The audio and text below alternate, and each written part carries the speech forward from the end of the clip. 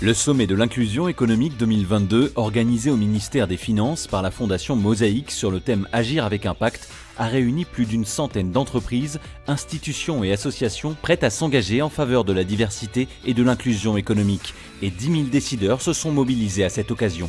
Il faut se rendre compte qu'aujourd'hui, ce sujet devient une évidence par rapport à il y a 15 ans, mais c'est loin d'être gagné et que si on ne se saisit pas de ce sujet-là, on va être en décalage par rapport à son marché, par rapport à ce qui est attendu d'une entreprise citoyenne. Je sens qu'il y a une ambition qui est montée, je sens qu'il y a une envie de collaborer et je sens qu'il y a une envie de réussir.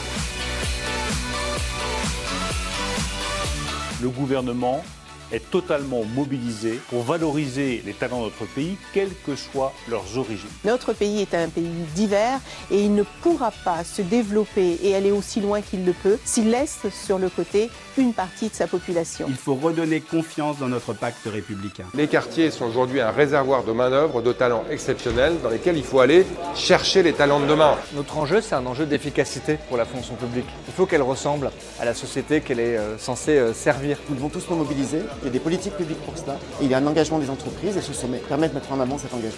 Près de 50 plénières et ateliers ont eu lieu dans les locaux du ministère à Bercy, l'occasion de partager des pratiques et de confirmer des engagements forts en faveur d'une société plus inclusive et pour faire avancer ce sujet créateur de valeur pour l'économie de notre pays. À mon sens, il faut revoir le mode de recrutement, il faut s'intéresser à la personne, il faut s'intéresser à son potentiel. Le sommet de l'inclusion économique, ce sont également des moments d'échange entre des talents et des entreprises engagées. Pas moins d'une centaine de tables rondes pour découvrir des dizaines de métiers, mais aussi des rencontres d'exception entre des CEO et des alumni de la Fondation Mosaïque. En parallèle, un forum dans les travées de Bercy a permis de nombreux entretiens de recrutement concrets. À titre d'illustration, les entreprises parties prenantes du sommet de l'inclusion économique ont réalisé plus de 50 000 recrutements inclusifs cette année. Et la nouveauté cette année, ça a été aussi d'embarquer les entrepreneurs. On a lancé un fonds de financement dédié à l'entrepreneuriat. Les porteurs de projets et les entrepreneurs issus du quartier populaire ont besoin de notre soutien.